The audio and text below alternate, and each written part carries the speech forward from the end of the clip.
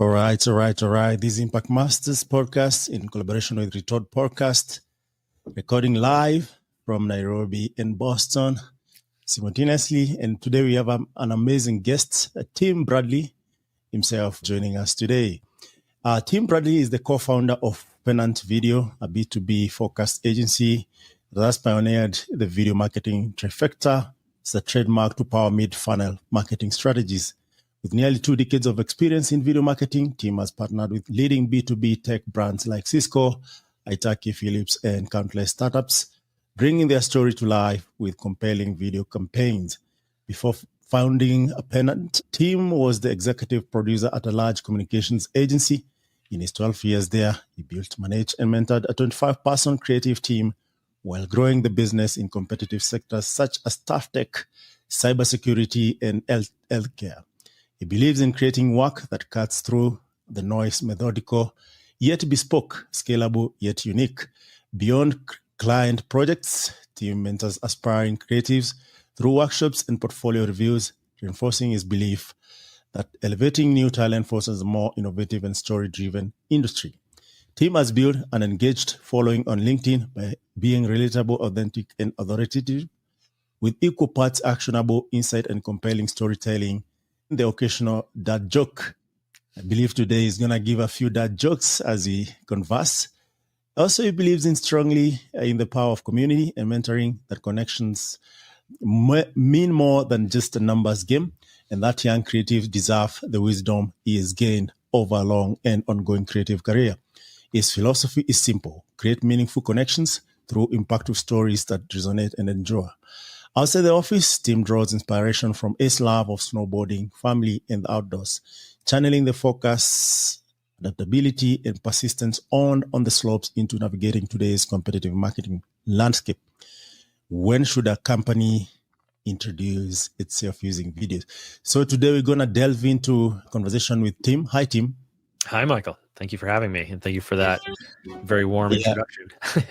Wow. No, I mean, this is quite an experience, and we're glad to host you today as our main guest. And here we just actually introduce movers and shakers in tech. We've been doing it for Africa, movers and shakers, and now we're covering some of the global movers and shakers. Telling the stories that really matter and sharing technology, information, and knowledge that really moves the needle when it comes to different aspects of life, as well as highlighting key innovators in the ecosystem. But without further ado, this is just what the official formal, who Tim Bradley is. But I know here we like going all the way back, who is Tim as a person? How was that team before it was formed to figure out marketing? You mind telling us who is Tim, where you're born, how was it growing up a bit, so that we get some background about yourself? Sure. Yeah, I'd be happy to. Yeah. So I'm the oldest of three boys, 3 brothers. Right. And so my parents, we grew up in Western Massachusetts. So this pretty remote town. It was about 300 people in this sort of foothills of some like very pretty mountains in Western Massachusetts. Right. And so with that, it was a lot of nature, a lot of, exploration, and therefore a lot of like imagination. So I found that my brothers and I were often, in our own little worlds, like, creating characters, creating sort of stories and situations. And I was fortunate enough that my parents had one of those oversized like VHS camcorders, right? Like the big video cameras from the 90s. And we got to use that to create, little videos and stories of our Lego sets, or of our Teenage Mutant Ninja Turtles, or of ourselves, right? So sort of that intersection of being able to explore and be creative and be sort of adventurous and storytellers, along with, having the ability to do some recordings and things, I think really started me down a path early, right? Into video storytelling at large. Fast forward, I went to college for communications. And so that was a bit of journalism, like writing. I worked on the school paper or the newspaper, right? The bit of radio. I had a radio program every semester, and then video. There was several video classes you could take about documentary filmmaking or broadcast or just, production in general. And so when I was sort of ending my time at college, it just seemed very, very clear that video was often the preferred medium. You're going to hear me saying that a lot. It was just, the medium that was having the sort of the best opportunities as a professional, but also just for me, it just the creativity of video just really spoke to me. So yeah, with that, I moved to Lake Tahoe, California to pursue this sort of snowboarding, skiing, mountain lifestyle, right? And with that, I did the classic thing of opening my first credit card and buying a camera and buying a computer so I could just be really like immersed in the doing of creation, right? And in video, just be very immersed in that. So looking back on that, it was, this sort of culture of skiing and snowboarding, and a lot of it is very, very fluid, very, you're feeling very inspired. You're just sort of inspired by the mountains and the people, and there's no like right or wrong way to necessarily to do those sports, right? And so the combination of that with video just really allowed me to just like explore and learn, all parts of the camera and how to edit a tight story, how to edit to music, like how to edit and conduct interviews and etc. So I really feel that those 4 years after college were even more like enriching, right? Because there wasn't anyone there wasn't anyone necessarily like advising along the way, like in a college or in a school situation, but that freedom to explore really helped me realize this sort of like bounds or limits of storytelling and producing, right? And then from there, I when we moved back to Massachusetts, I found this job as a video production specialist inside of a public relations company, and that was really such an awesome opportunity to be that sort of first creative hire inside of a burgeoning agency, right? And that opportunity to continue with that autonomy and that sort of entrepreneurial spirit, as I'm realizing later, that like entrepreneur is the way I describe it now.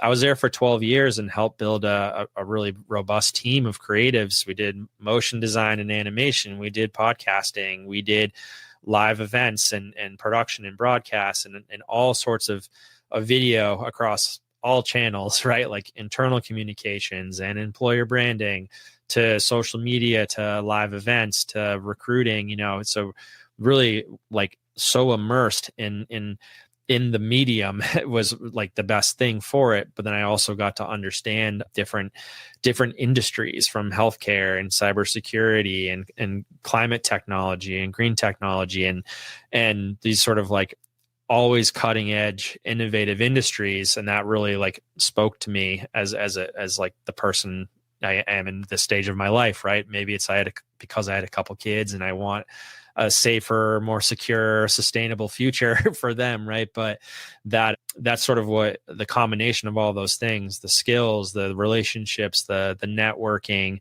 the leadership, that just brought me the overall confidence to then launch what is now Pennant Video Company. And so as you outlined, we're a B2B focused, mid-funnel focused, which I'm sure we'll talk about, video marketing agency. So we use writing and motion design and live action production to produce really impactful videos that support marketing and sales teams in building out a robust buyer's journey for their audiences, right? Like our goal is to help empower decision making for audiences. And that sense of focus and the passion of all of those decades behind it, right, have brought me here today. So was that brief enough? Is that okay?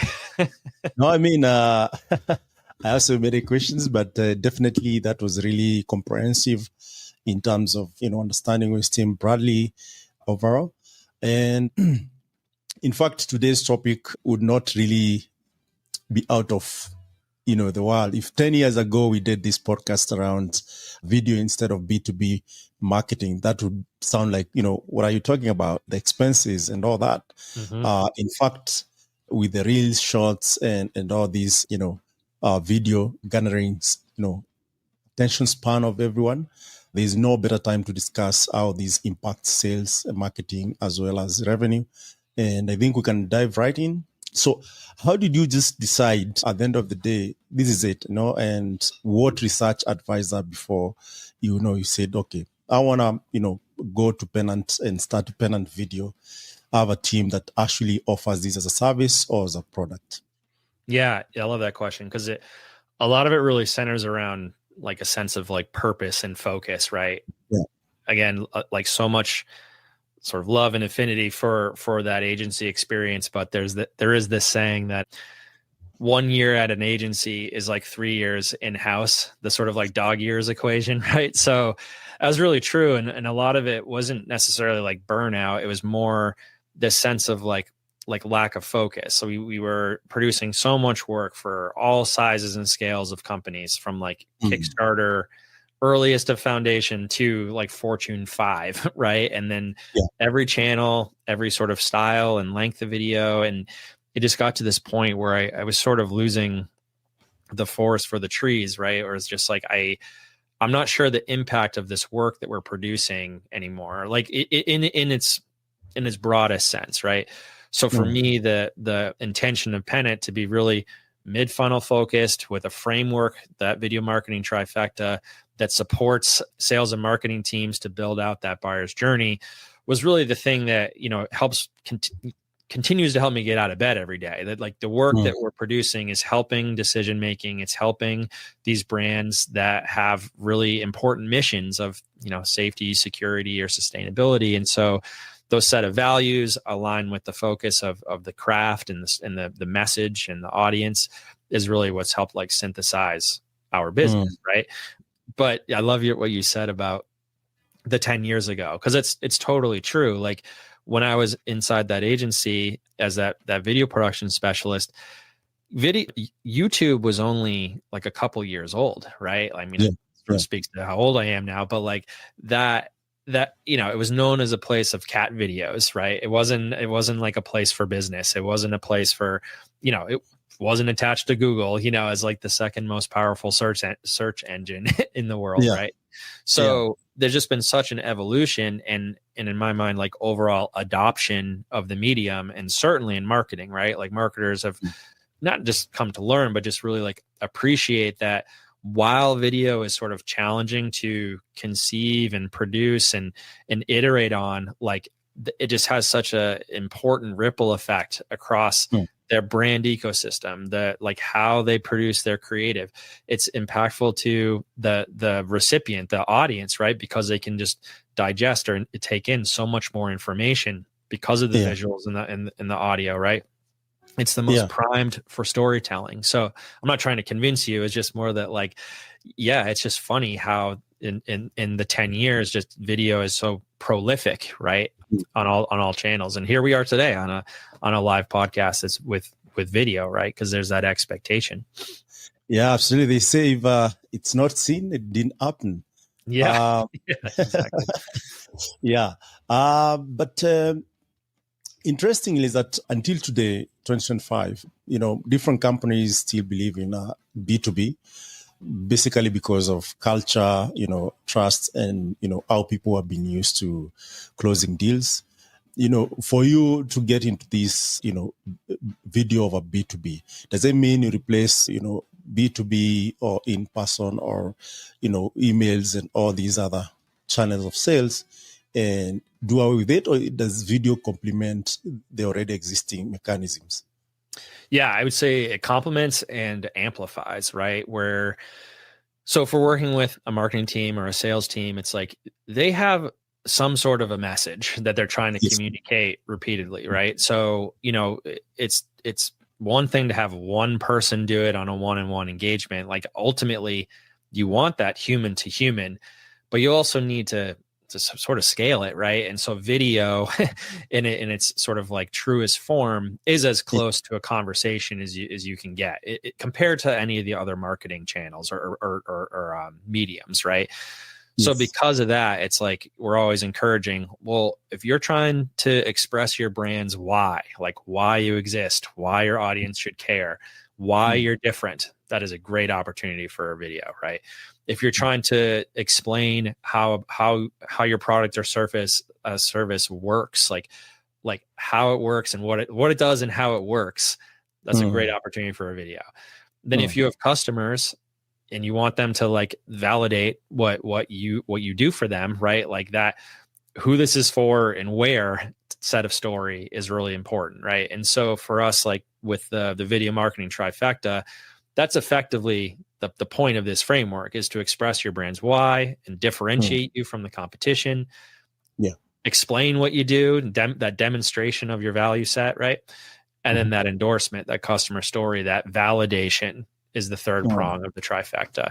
So for B2B, like that clarity that you're, in the most engaged medium, a video, is really impactful, and it helps you build that buyer's journey to build trust from, why you exist, what you do, who this is for, right? Like all of those touch points are really important to build trust, especially when most B2B selling cycles are like 9 to 12 months, So to have all these like really impactful touch points is a great way to differentiate from your competition.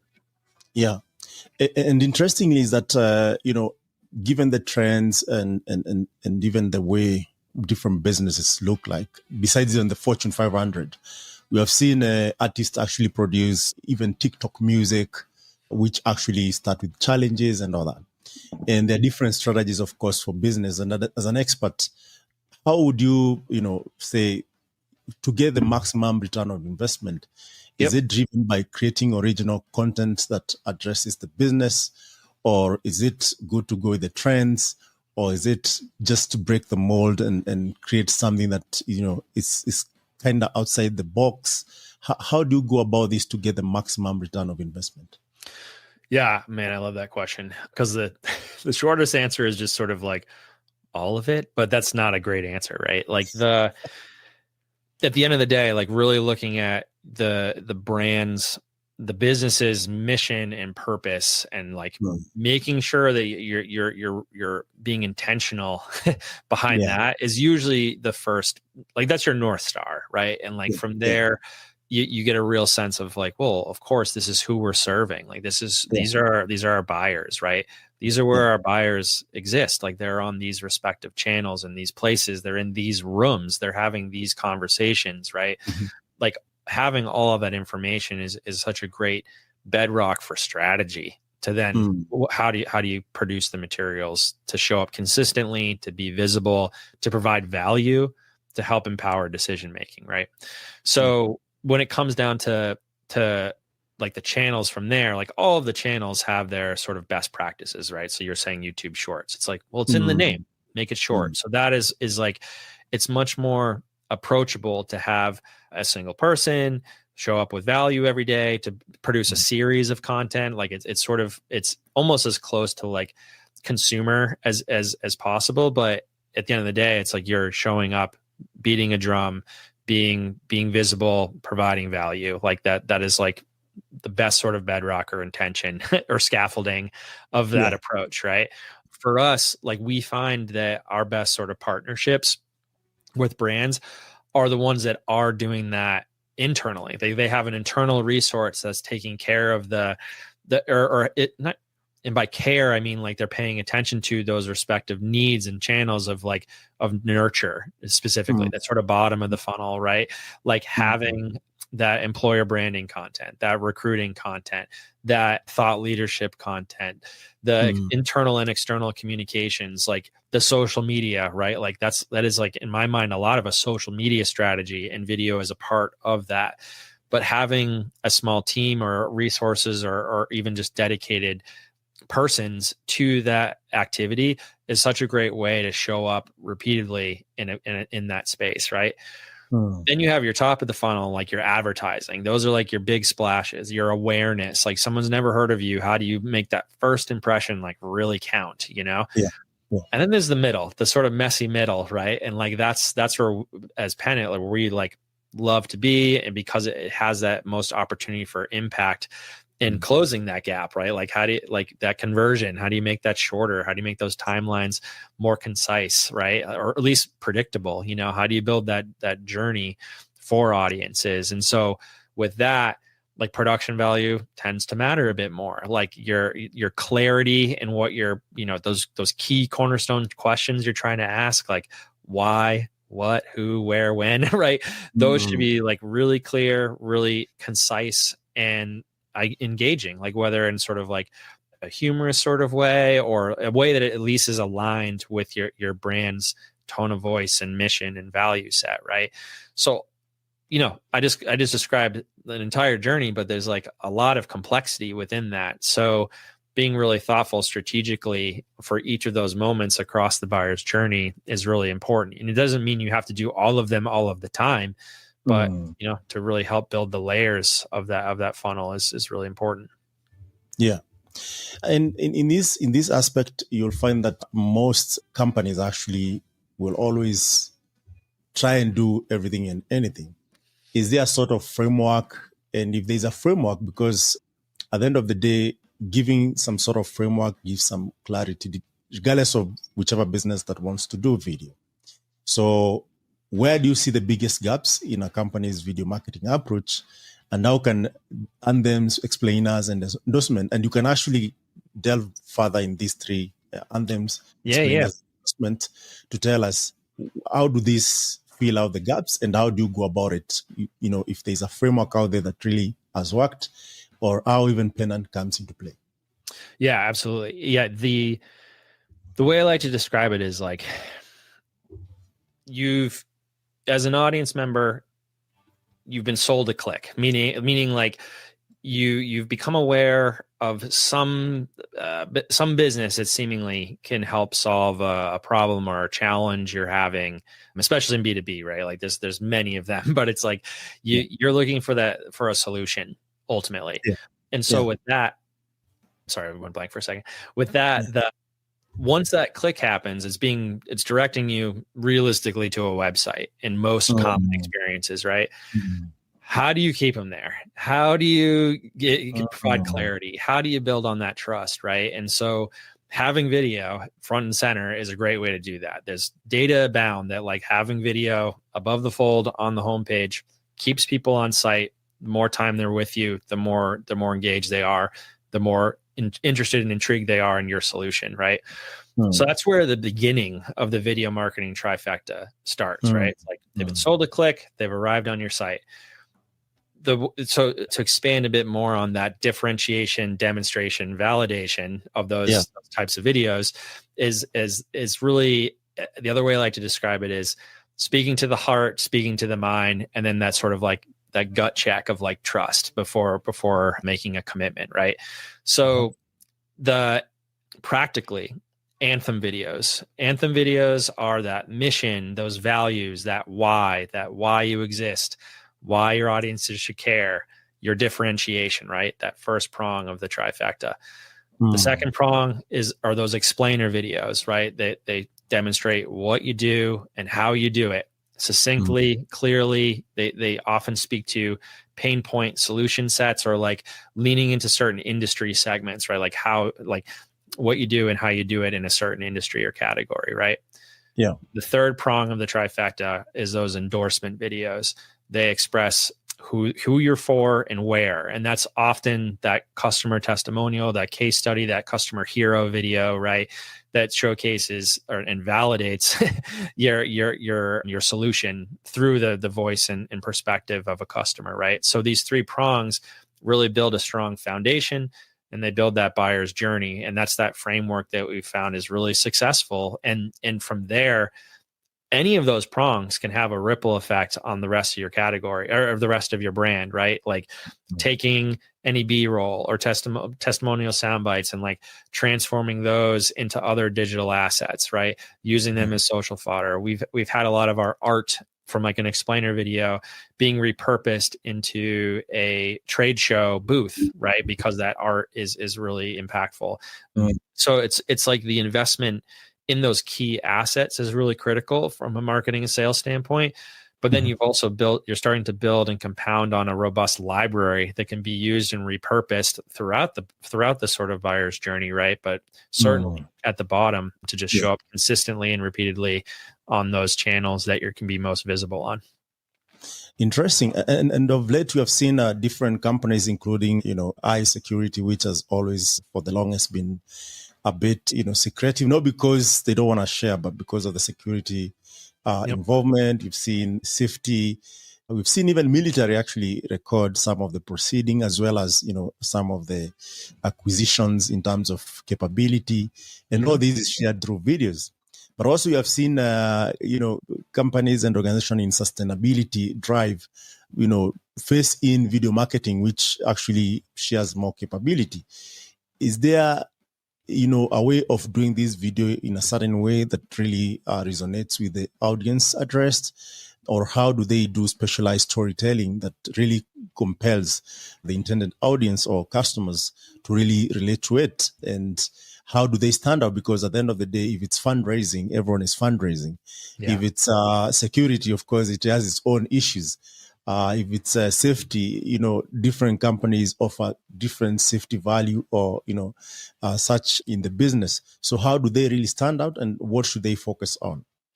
Yeah, I always encourage a couple things. Like, one is someone should be paying attention to what the audience is looking for and desiring, right? And some of that can be in the analytics of your different social platforms or at your key events or talking to sales, right? Anyone that's on the front lines of conversations with customers, they are primed to help support your storytelling and video marketing initiatives, right? Yeah. But like on the whole, you got to look internally too. Like, if there's a message that you're either struggling to synthesize, or there's a moment of inflection. So like a company rebrand, or a company launch of a product or service, or a sales kickoff, or a customer experience event. Like, these are really really important moments in time. There's a lot of attention. There's a lot of concerted effort internally, working in lockstep to support this moment in time. That is such a great time to produce video that is like of high impact, high value, right? Because it's that, we call it that flagship asset, right? Like that blue chip material that is such a great way to align the communication, align brand mechanics, and then it can be that ripple effect at the same time to like get your message out across your channels and across your audience segmentations.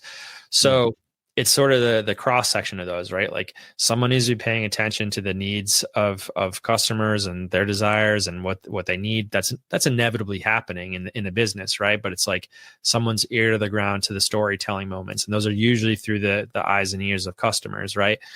And then the calendar. What are those key moments that are happening in a calendar year, and how can we make the most impact in those moments?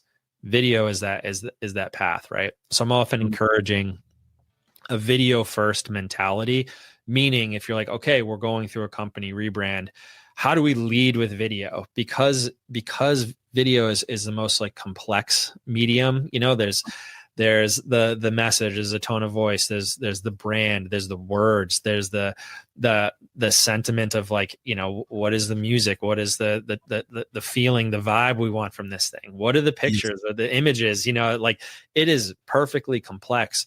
But if you put in the effort to produce that piece, you've it sort of invariably supported so many other aspects of decision making. Like, how do we say our message in 60 seconds or less, right? Great. That's going to have a great impact across all of your marketing and sales.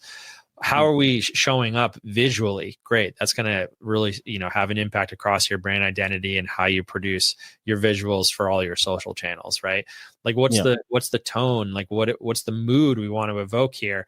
That really aligns everybody in how they communicate this message, like in person or at events or on socials or in emails and all of it, right? And then there's that library where it's like you've produced this really impactful moment, this video. You can carve that up into static graphics. You can carve that up into animated GIFs. You can make shorter form versions. You can make vertical versions for social channels, right? So now you have a relative like campaign of assets that can be put into email, into social, into trade shows, into the hands of your sales force on their desktop, for in-person or virtual meetings, right? So yeah, again, impact is a word that I use time and time again because it's the most sort of close to the moment, to what video can really do for a business. Absolutely. And that actually brings me to the next question, which is around, at the end of the day, people now are shooting videos using their phone, using the minimum viable, gadget that is available. And, at Trifecta, you guys offer it professionally. At what point do someone actually outsource this work to you? And why is it important for B2B to really, outsource this work to you? And in this case, why does it make it a critical difference in driving conversions and focusing on that mid funnel? Because at the end of the day, there's always the awareness that is created and some activation that really goes thousands and thousands, but then you close maybe 10 or 20 businesses. So why is it important to either do it internally, or at what point do you, even if you're doing it internally, to outsource it to Pennant do this work for you? Yeah, absolutely. I love that question. The challenge I always pose is or the thing that I always bring up is first impressions count, right? So if you're trying to make a really good impression on a buyer, right, or a customer or a client, is you don't get many of those chances, right? And so when you're top mid funnel especially, right, you want to show up with the right amount of care and the right amount of respect for the audience's time, right? It's especially when it's fleeting and you're trying to build trust at each of those sort of rungs. So while it's the funnel's sort of inversed, it's you can do a lot of content at the bottom, but that's because you've already built trust, right? And people now just want to show up to see that they're supported, to learn more about your product rollouts and the innovations that you're always working on, to see your people in action. And so that is totally fine for a lower production value. It's more getting your people to show up and build trust on that human to human level.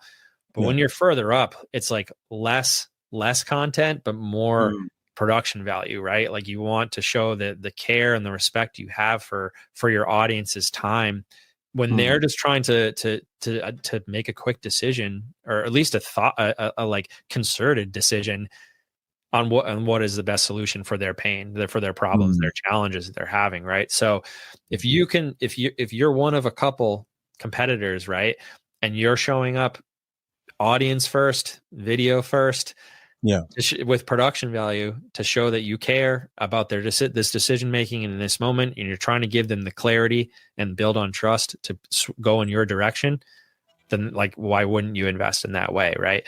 Especially when it has that ripple effect across brand and channel and content marketing at large, right? So yeah, that's how I usually put it back in sort of my client situation, is have them consider, well, if they're the audience, how do they want to be perceived, And so that care and intention and clarity, those always come together. Yeah. I mean, that actually brings me another question that is very important. As you're speaking, I was thinking about it. Shooting the video content is the easy part. There is always the strategy, the planning, and what do you want to see. But that video is as good as it goes out and as it's promoted. How do you advise your clients to really go about it? Do they even set a budget for promotion? Do you actually include this in when you are quoting? And do you help do it, or do you just say, here are your videos and these are how you share it? This is a strategy. This is the roadmap on how you share it, or how does it go? Because I might have the best of the videos, but if no one sees them, Yep. They're just videos, right? So Yep. how do you go about that with your client, especially B2B? Because we know most B2B companies have marketing team, they have social media strategists, they have different arms of company. Now we see CEOs actually tweeting or sharing some of the captures. So how do you go about that to make sure that you're successful? Yeah. I mean, it's the two prominent distinctions, right? Mm. Organic and paid. While we don't do paid in-house at Pennant, we have our partners to support that, right? And so No. that is like its own strategy, right? Mhm. But when it Mhm. comes to organic, it's assuring that what we're delivering is the most resonant on the channels that they're being distributed on, right? So it's like Mm. social media, great. Making sure it's shorter form versions, it's a variety of versions so they can A/B test. It's showing up with the copy that supports the video, right? Because there's often some copy and a call to action related to it, right? Like how do you make sure that not just like fills a content calendar, but is like supporting the Yeah. conversion world we're living in from the mid funnel strategy, right? It's Yeah. also assuring that they have a playbook to be like, great, this is where they should live on your throughout your website. There's probably at least one, if not a couple places that this specific video can and should live throughout the Mhm. architecture of your website, right? It's Yeah. assuring that it's in a format and a file size that can be downloaded by people internally so they can use, in Zoom meetings, they can use on their iPad at a trade show or et cetera, right? It's making Yeah. sure that there's a version that at least has the branded closed captioning, if not like a text on screen animated version, so that those can play at trade shows, right? So it's really just making sure that and then it's having the animated GIFs that go into email to be distributed that point to the landing page or wherever the video is, right? So Mm. that organic distribution strategy, while not super complex by any means, it's just like we can come in and be like, hey, like we would advise you use it in this ways in these places, and also like share it more than once. You know what I mean? Like people, Yeah. it's not often that everybody's on that channel in that moment. So to like build it For into sure. into your program, your Mm. content calendar, so that it can be repurposed consistently. So Mm. yes, that combination of organic and paid. And again, it kind of just depends on the moment. If this is a rebrand, a company rebrand, we're Mm. often encouraging some paid, because it's like you're trying to capture new audiences or new potential clients, right? While also like informing your current clients of like what this means in this moment to them as a customer. So it sort of just depends, I suppose, on like the purpose of the trifecta and like the content that you're creating in that moment, right? And then just the moment of the business and what you're trying to do and activate based on the work. Yeah. And now we have seen emergence of AI, and this has impacted differently how the story is told, who is told to, when, how, in which language. Has this really impacted your strategy in how you build better, for your customer? Yeah, I mean, AI, I have a lot of thoughts. All right. So like even for us, it's a really attractive shortcut, right? It's like Yeah. we can produce transcripts out of interviews. Like we Yeah. can, within our editing software, it can help us, sort of shortcut a few things. But Yeah. the concern I have is when we have conversations with clients or customers, are like, well, let's just produce the whole thing in AI, or let's use, Mm. one of these AI video generators to do it. Mm. It's not that it's like wrong. It's just, is that shortcut gonna build trust with your audience? It always just goes back to trust. Like in what you're producing, does that empower decision making by your Mm. audiences, and does it build trust during that moment, right? So yeah, it's all really attractive, and honestly, as a creative, it's like, wow, this is really, really powerful. But I think it's Mm. just like making sure that the intentions and the reasons for leveraging the image generation, right, is just really clear. And it's gonna, it doesn't, I mean, the adverse is that you produce something because it's a perceived sort of cheap shortcut or something, right? Is like if that erodes the trust that you've worked really hard to build on to date, like that's terrible ROI, right? So yeah, and I also sort of equate it to like to stock video, which is like it has its purpose, right? Like sometimes it's like you just don't have a way to showcase how something is working in the real world without let's take like military and defense for example, right? It's like you can't really showcase that in a lot of ways for so many red tape reasons, and that's Yes. fine. So your roots are like go stock or produce something that's new and novel and motion design or animated in a way, right? Or like the gives a sort of impression of the thing you're talking about and you're doing it with live action production. The shortcut with stock is that, well, you get it done and you can go to market and use it, but invariably a lot of your competition is probably using the same stock, right? Because this is a challenge in that industry. And so your buyer being like, well, this looks the same. This stock video looks the same as this other one. Like this doesn't help with my decision making and doesn't build on the trust that I want to have with this customer or with this business. So yeah, so it's often just like caution combined with care, right? Just like making sure you're careful and providing showing up with care for your audiences. So yeah, and I get it. It's like you're hungry to use this tool. You're eager to get it out there, to have it start working on your behalf, to compound your efforts. But yeah, it's not like one misstep or anything can ruin that. But it's just those small decisions in the creative certainly do have a long-term impact. Yeah. And actually with trust comes authenticity, right? And in this case, you have to really tell your own story and be out there, sometimes vulnerable, sometimes, sharing what has always been a secret, or perceive that if it's shared out there, there'll be compromise, and especially in the, military, defense, and any other industry, which actually considers data privacy as an issue for either security or otherwise. So why is it essential for marketers to prioritize authenticity in their videos, and what steps should they take to ensure they truly resonate with potential buyers or potential customers? Yeah, I'm going to answer this a few different ways. The one is like the people inside your business, your subject matter experts, right? Like they are so valuable to help like showcase your message through a human lens or a point of view, and it's like these your employees are living unique experiences day to day, right? In like the challenges that their customers are up against, the challenges that the industry faces. And so having the capacity and honestly a bit of courage to just like show up and present these thoughtful sense of purposes, right?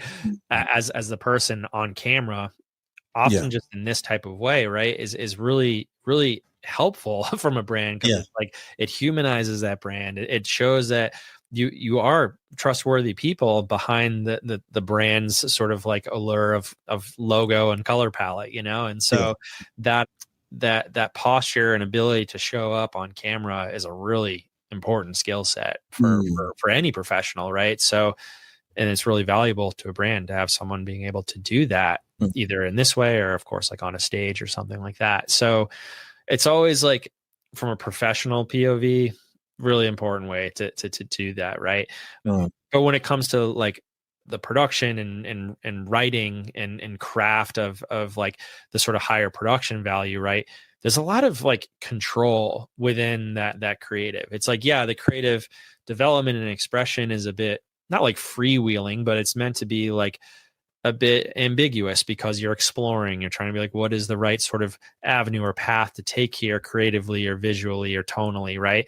But once you arrive at that sort of milestone, there's a lot of control within the words and like how you're portraying an idea, how you're conveying an emotion or a sentiment, right? And so there's a lot of opportunity in there to, you're not trying to like skirt around anything, but like you can sort of be matter of fact. Like if there's if you work in a business or in an industry that has tremendous NDA considerations, it's like, that's okay. Lean into that and describe it as it is. And like, people will trust you for that. And like, oh, that makes sense, And so I think it's that combination, right, of like putting your people, giving them the, like, empowering them and supporting them to put their ideas and intentions out there that align with you, because, you know, they're working on your, you know, you're working with them and they're working with you, right, from an employer's standpoint.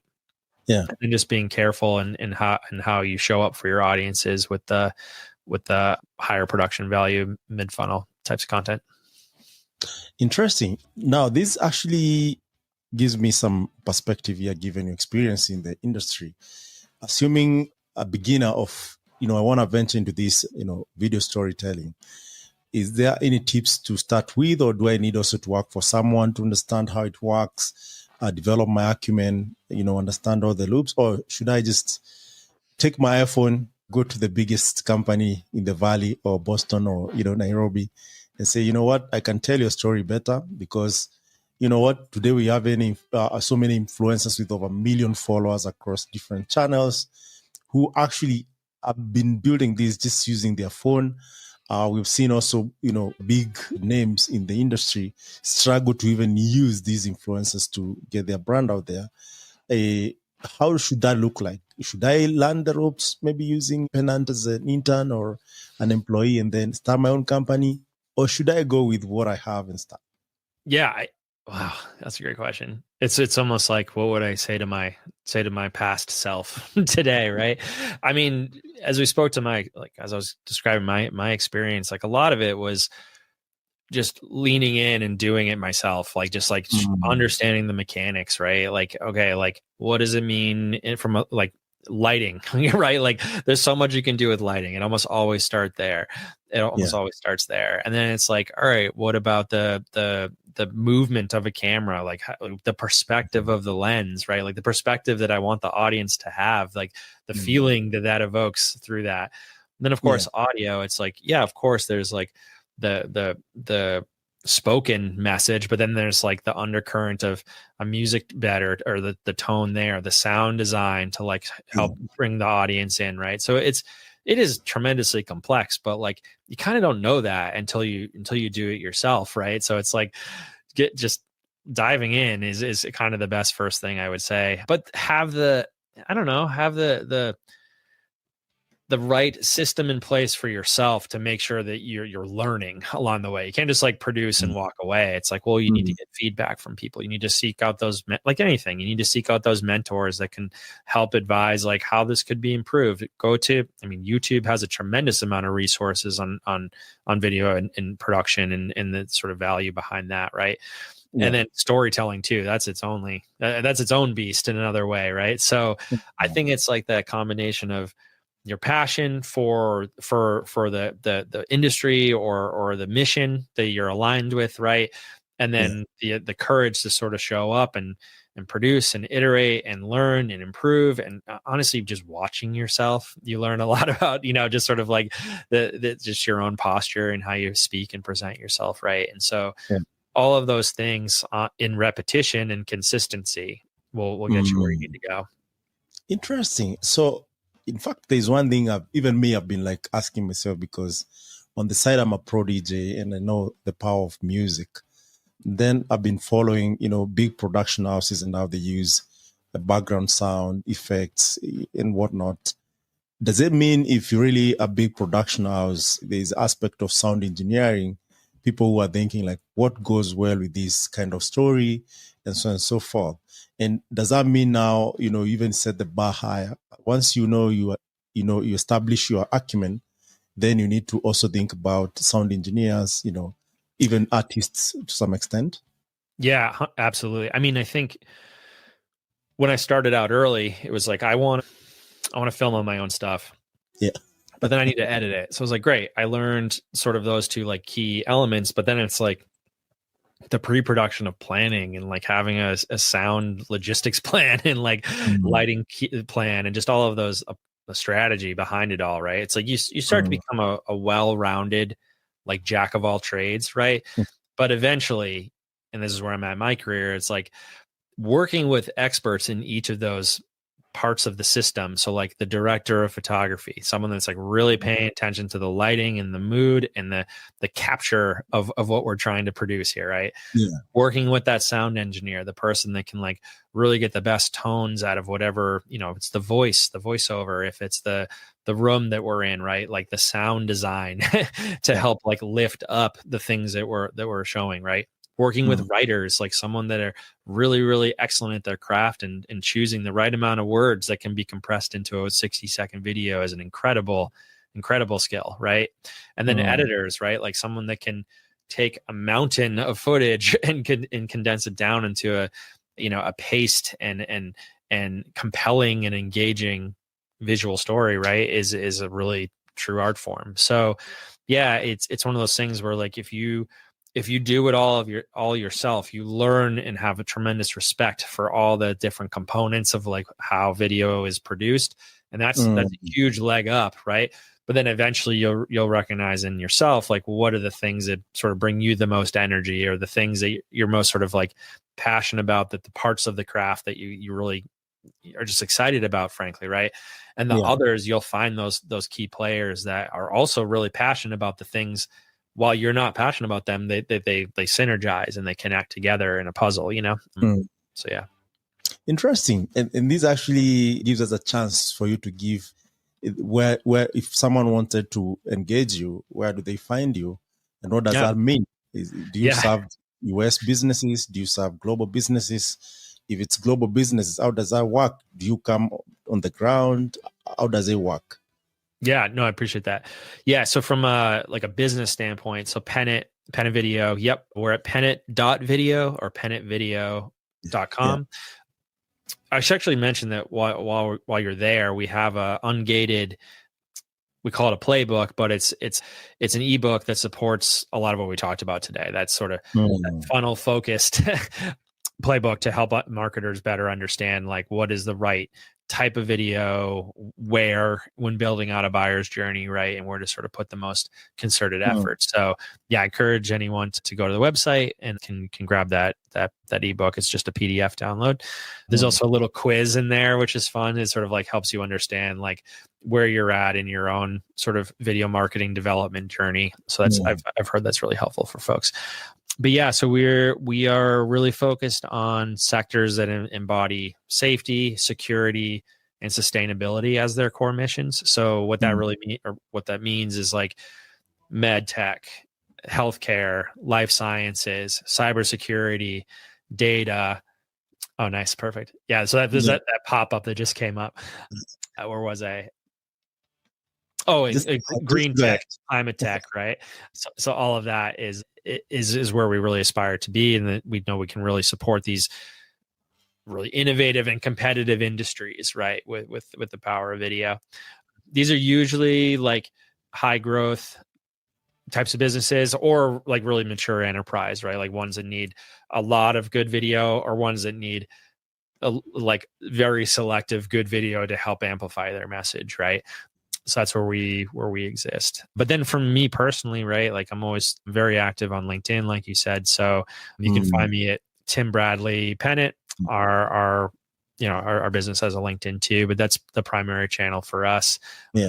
Yep. So there's a few examples of our work there. There's a lot more where that came from. We're actually, I'm like sort of chuckling because we're redoing our website right now. So in about a month's time, there'll be quite a bit more examples on there. But yeah, I'm excited for people to check out the work, and if they want to learn more about just video marketing strategy at large, I'm on LinkedIn. Nice. And this is good. Definitely looks like you have done some really, really good work. Maybe as we check out your work, as we conclude, we normally do proverbs, right? Your favorite proverbs. Then because you have good daddy jokes, you can give us one of those. And if you are an avid reader, which is the best book that you could read the rest of your life if you had to read just one book? Oh, wow. Those are tough questions. I'm like looking on my bookshelf above me right now to see what I might say. A proverb. Yeah, I'm not sure about a proverb specifically, but this the microwave as you know it is history. Well, a mentor of mine gave me this phrase. you can do anything for 90 days. And that I found has been really helpful when I'm, as that sort of business entrepreneur, right? Is like, this feels really challenging to like onboard this new system or onboard this new or produce this new part of our system, right?